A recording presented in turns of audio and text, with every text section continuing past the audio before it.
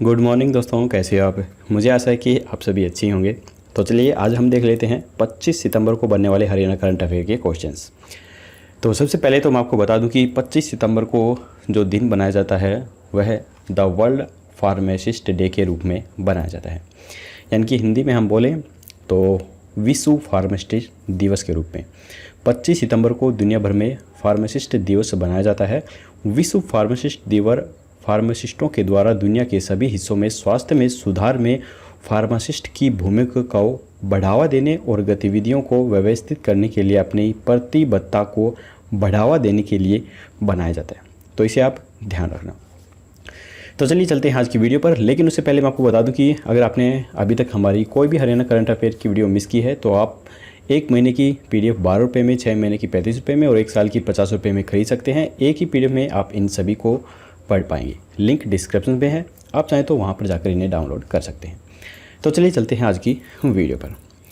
यहाँ पर पहला प्रश्न है, राष्ट्रीय डेयरी अनुसंधान संस्थान दुग्ध उत्पादन के लिए किस तकनीक पर शोध कर रहा है। तो ये कर रहा है क्लोन तकनीक पर। क्लोन तकनीक के अंदर अग्रणीय राष्ट्रीय डेयरी अनुसंधान संस्थान नस्ल सुधार पर फोकस कर रहा है ताकि उम्दा नस्ल के पशुओं से बेहतर दुग्ध उत्पादन का लक्ष्य हासिल किया जा सके। 2021 से 22 में गर्भाधान के लिए सीमेन की 14 करोड़ डोज की ज़रूरत होगी।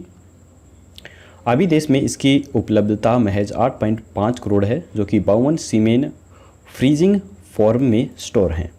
इन्हें बढ़ाने में क्लोन तकनीक कारगर होगी। इससे विकसित एक उम्दा नस्ल के कटड़े के सीमेन से प्रतिवर्ष 10 से 12 कटड़ियाँ पैदा की जा सकेंगी। इनमें प्रत्येक प्रतिदिन 10 से 12 किलो दूध देंगी। एक भैंस से प्रतिवर्ष लगभग 5000 सीमेन डोज फ्रीज की जा सकती हैं, जो कि 1250 भैंस में गर्भाधान के लिए उपयोग हैं। यह सामान्य भैंसों से कई गुना अधिक क्षमता एवं NDRI में ऐसे 16 क्लोन कट्टे विकसित किए गए हैं। अब हिसार स्थित राष्ट्रीय भैंस अनुसंधान संस्थान सहित पूरे देश के संस्थानों में बड़े पैमाने पर ये क्लोन विकसित किए जा रहे हैं। फिलहाल मुर्रा नस्ल की भैंसों में 6 से 8 किलो का औसतन दूध उत्पादन है। इसके लिए उम्दा नस्ल के अधिकतम क्लोन कट्टे विकसित किए जा रहे हैं, जो कि आकार प्रकार से लेकर प्रजनन क्षमता तक हूबहू मूल क्लोन कटड़े जैसे ही होंगे, ताकि इनके सीमेन से होने वाले गर्भाधान के जरिए बेहतर दूध देने वाली भैंसों की संख्या बढ़ाई जा सके। प्रदेश में किस नई रेलवे परियोजना का विस्तार तैयार किया जा रहा है। तो ये तैयार किया जा रहा है झज्जर से नारनौल तक की रेलवे लाइन का। पलवल से सोनीपत तक हरियाणा ऑर्बिट रेल कॉरिडोर की 121.742 किलोमीटर लंबी दोहरी विद्युतीकरण ब्रॉड गेज लाइन की स्वीकृति मिल चुकी है। झज्जर कोसली कनीना नारनौल नई रेलवे लाइन के लिए सरकार प्रस्ताव तैयार कर रही है। 85 किलोमीटर लंबी यह रेलवे लाइन उत्तर हरियाणा व दक्षिण हरियाणा को आपस में जोड़ेगी तथा पश्चिम डेडिकेटेड फ्रंट कॉरिडोर और नांगल चौधरी में स्थापित किए जा रहे एकीकृत मल्टी मॉडल लॉजिस्टिक हब को भी जोड़ेगी। हरियाणा रेल इंफ्रास्ट्रक्चर्स विकास निगम लिमिटेड के निदेशक मंडल ने दोनों प्रस्तावों को स्वीकृति प्रदान कर मुख्यमंत्री मनोहर लाल से इन्हें अनुमोदित कर लिया है। अब इन्हें केंद्र को भेजा जा रहा है। प्रधानमंत्री नरेंद्र मोदी की अध्यक्षता में गठित आर्थिक मामलों की केंद्रीय कैबिनेट कमेटी ने 5617.69 करोड़ रुपए की अनुमानित लागत की हरियाणा ऑर्बिट रेल कॉरिडोर परियोजना को स्वीकृति प्रदान की थी। इसके बाद है, रोहतक के बाद प्रदेश का दूसरा ऐसा कौन सा जिला होगा जहां पर रेलवे एलिवेटेड ट्रैक का निर्माण किया जाएगा। तो ये होगा कैथल जिला। रोहतक के बाद कैथल हरियाणा का ऐसा दूसरा शहर होगा जहां पर एलिवेटेड रेलवे ट्रैक का निर्माण करवाया जाएगा।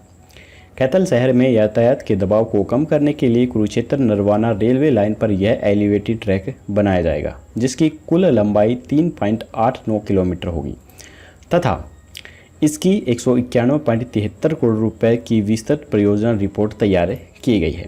यह कुरुक्षेत्र नरवाना रेलवे लाइन पर मौजूद कैथल सिटी में 3 नंबर की क्रॉसिंग LC 33C, 34A और 34B को समाप्त करने में सक्षम होगी। इस कार्य को रेलवे के मौजूदा ROW के भीतर पूरा किया जाएगा और कोई भी भूमि अधिग्रहण नहीं किया जाएगा। मौजूदा कैथल हॉल्ट स्टेशन पर भी यात्रियों की आवाजाही को सुगम बनाया जाएगा। इस एलिवेटेड रेलवे लाइन के निर्माण से लंबे समय से चली आ रही कैथल के लोगों की मांग को भी पूरा किया जाएगा। इसके बाद है, हाल ही में हुए सर्वे के अनुसार कोरोना काल की वजह से कितने प्रतिशत बच्चों का व्यवहार खराब हुआ है? तो ये हुआ है 70% बच्चों का व्यवहार खराब। कोरोना काल में स्कूल बंद है, बच्चे घरों के अंदर कैद हो रहे हैं, इसके चलते उनमें कई तरह के बदलाव आ रहे हैं। मोबाइल कम यूज करने को कहने पर एलकेजी से दूसरी तक के सबसे ज़्यादा 38.5% बच्चे नाराज़ हो जाते हैं। 10वीं से 12वीं के सबसे अधिक 18.8% बच्चे गुस्सा होकर छोटे भाई बहन से झगड़ने लगते हैं। इन्हीं कक्षाओं के अधिकतम 42.5% बच्चों का स्क्रीन टाइम 2 घंटे से बढ़कर अब 5 घंटे तक का हो गया है। ओवरऑल 44.2% पेरेंट्स ने बताया है कि ऑनलाइन पढ़ाई से बच्चे बोर हो चुके हैं। 36% पेरेंट्स को बच्चों का साल खराब होने का डर भी सता रहा है। 50.2% बच्चे ही अभी स्कूल जाना चाहते हैं। केजी से दूसरी के सिर्फ 28.4% ही स्कूल के लिए तैयार हैं। इस सर्वे में देश के करीब 13,839 पेरेंट्स ने भाग लिया। वह हरियाणा के 2,361 पेरेंट्स शामिल हुए हैं। इसके बाद है, हाल ही में एकीकृत बागवानी विकास मिशन स्कीम के तहत हरियाणा के किस जिले में लहसुन लगाने का 250 एकड़ का लक्ष्य रखा गया है? तो ये रखा गया है करनाल के अंदर।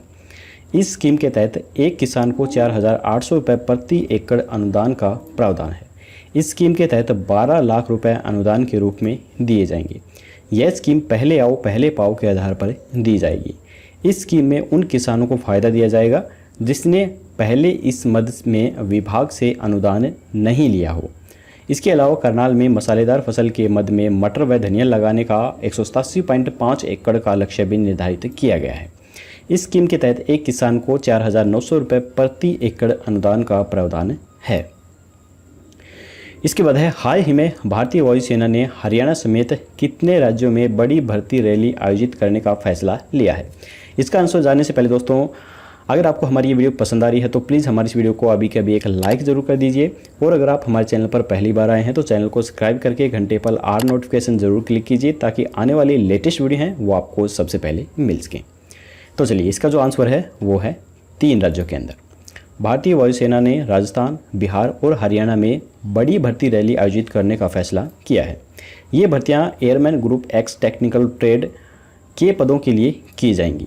नोटिफिकेशन के मुताबिक भारतीय वायुसेना 9 अक्टूबर से 20 अक्टूबर के बीच भर्ती रैली आयोजित करेगी और इनके अंदर जो आयु सीमा होगी वो 17 जनवरी 2000 से 30 दिसंबर 2003 के बीच होगी। और इसकी जो योग्यता है वो मैथ, फिजिक्स व इंग्लिश के साथ 12वीं पास, 12वीं में कम से कम 50% मार्क्स होना ज़रूरी है। ये इसकी योग्यता है।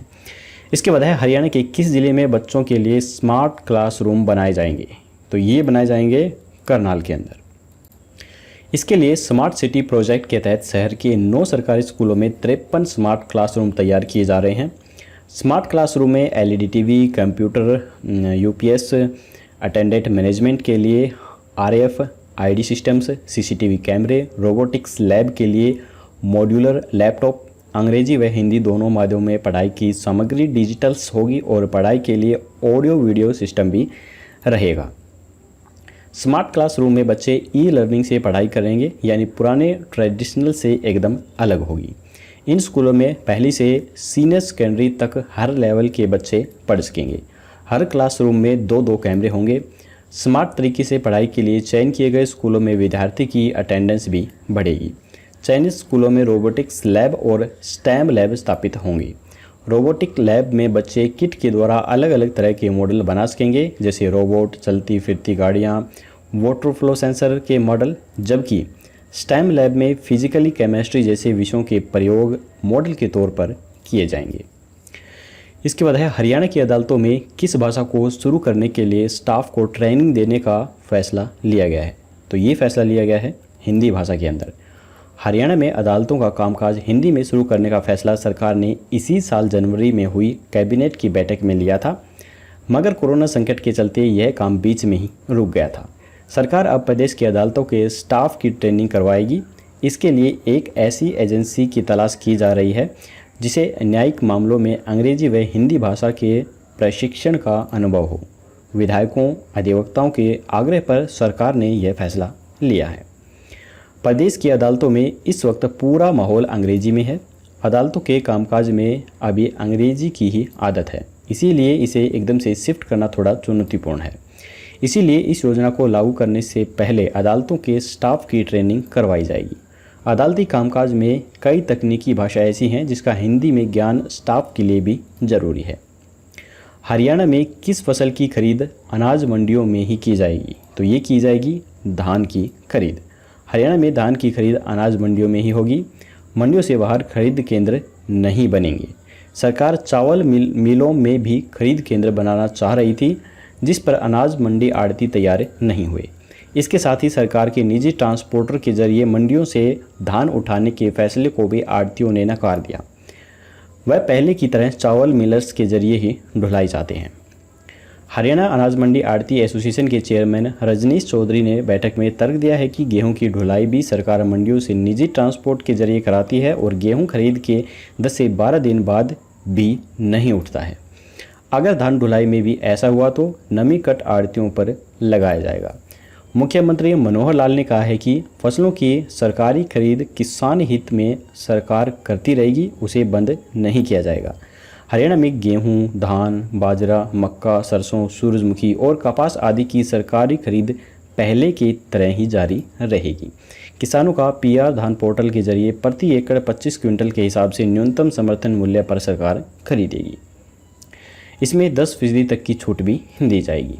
अगर किसी किसान का धान प्रति एकड़ 27.50 क्विंटल से अधिक निकलता है तो सरकार क्षेत्र का खंड आधार पर सर्वे करवाकर ज़्यादा पैदावार की खरीद को लेकर संशोधित आदेश जारी करेगी।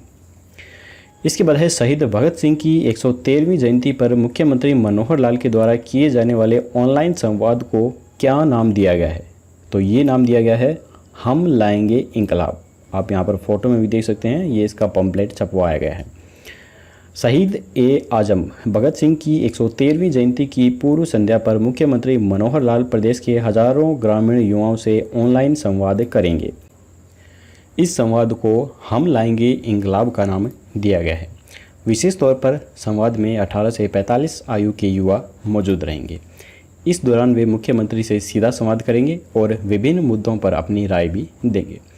तो यहीं पर आज के हमारे हरियाणा करंट अफेयर के क्वेश्चंस खत्म होते हैं। अब हम कल का क्वेश्चन देख लेते हैं। कल हमने आपसे पूछा था कि हरियाणा के मुख्यमंत्री श्री मनोहर लाल ने कुरुक्षेत्र जिले के किस गांव में नया राजकीय होम्योपैथिक औषधालय खोलने का निर्णय लिया है? तो इसका जो राइट आंसर था वो था बारवा गाँव के अंदर। 4 नंबर इसका राइट ऑप्शन है। हरियाणा के मुख्यमंत्री मनोहर लाल ने गांव बारवा जिला कुरुक्षेत्र में नया राजकीय होम्योपैथिक औषधालय खोलने और इसके भवन के निर्माण के लिए 33.78 लाख रुपए की प्रशासनिक स्वीकृति प्रदान की है। राजकीय होम्योपैथिक औषधालय के लिए होम्योपैथिक चिकित्सा अधिकारी, फार्मासिस्ट, होम्योपैथिक्स एवं बहुउद्देशीय स्वास्थ्य कार्यकर्ता के एक पद यहाँ पर खाली हैं और अंककालिक वाटर कैरियर और स्वीपर के 2 पदों के लिए भी स्वीकृति प्रदान की गई है। तो चलिए अब हम देख लेते हैं आज का क्वेश्चन। आज का क्वेश्चन है हरियाणा के किस जिले में यूएसटी टेट्रा पैक प्लांट स्थापित किया जा रहा है? तो यहाँ पर 4 ऑप्शन है, रोहतक, पानीपत, कैथल और सिरसा। आपको राइट ऑप्शन हमें कमेंट बॉक्स में बताना है और कल की वीडियो में आपको इसका राइट आंसर मिल जाएगा। तो दोस्तों आज की वीडियो हमारी यहीं पर ख़त्म होती है। अगर आपको वीडियो पसंद आई हो तो लाइक ज़रूर कीजिएगा और अपने दोस्तों के साथ शेयर करना बिल्कुल मत भूलिए। तो चलिए कल मिलेंगे ऐसी एक और नई वीडियो के साथ। तब तक के लिए जय हिंद, जय भारत।